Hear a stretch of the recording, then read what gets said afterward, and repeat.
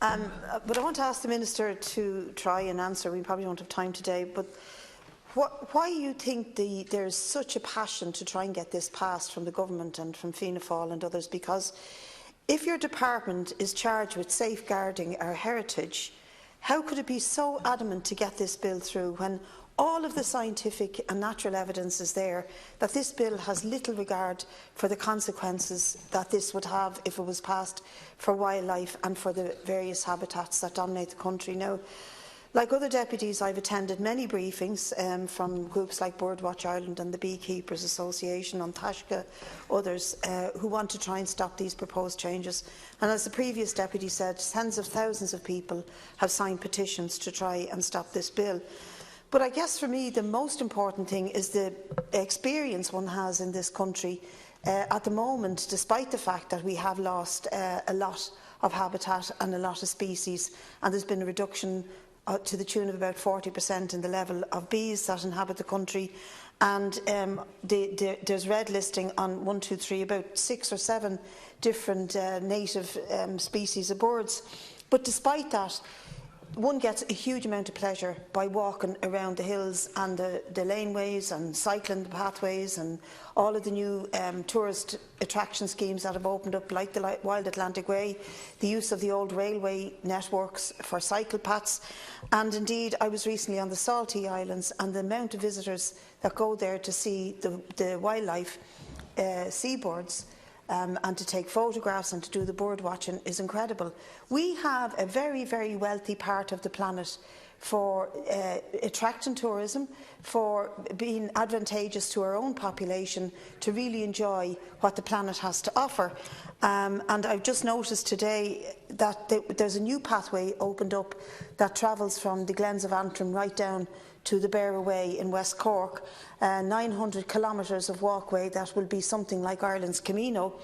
And can you imagine the sort of beauty and wildlife that will pass through that is now to be vulnerable if this bill is passed? Because really what this bill does is it takes the period of cutting, which is now closed from April to August, in order to protect vegetation and wildlife during the months of growth and reproduction, and it tries to extend a month extra at either end of that.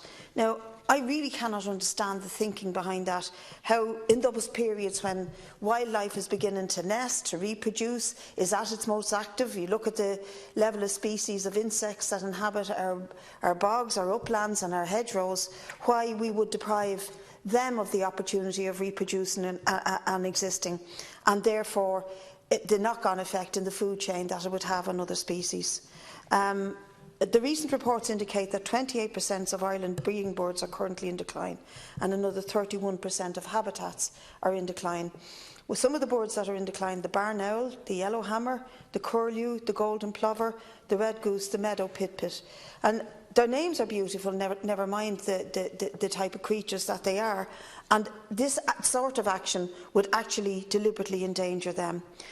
Because of the low cover of native woodland, hedgelands are very important for providing habitats for many birds.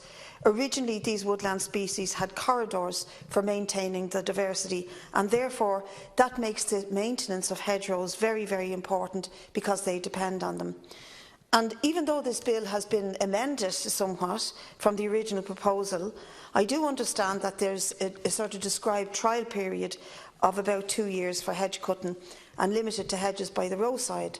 But I want to vigorously argue against this, Minister, because this kind of measure and the logic behind it has complete disregard to what should be the guiding principles of any action of the Department of Heritage in connection with habitats and wildlife. I do not believe that would be countenanced anywhere else in Europe, and indeed many Europeans come here for this country precisely to see the wildlife and to experience it. I can't see any merit, as the previous deputy said, for road safety. To allow land users to define what road safety means is just a crazy notion.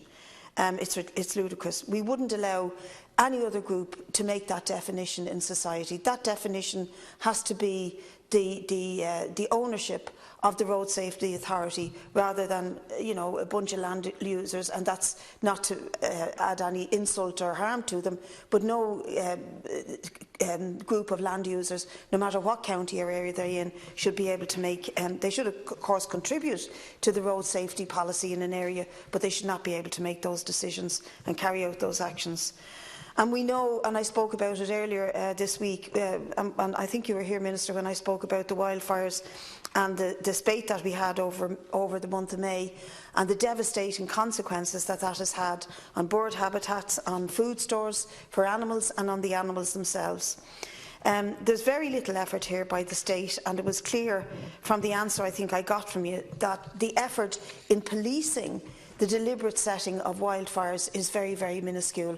And you did acknowledge that there's only one application for controlled wildfire during the period, but that indicates that most of them don't bother applying because the policing is so lax and so hands-off, that why would you bother applying for permission to burn when you can get away with it illegally? And indeed, I think this summer has proven that for us.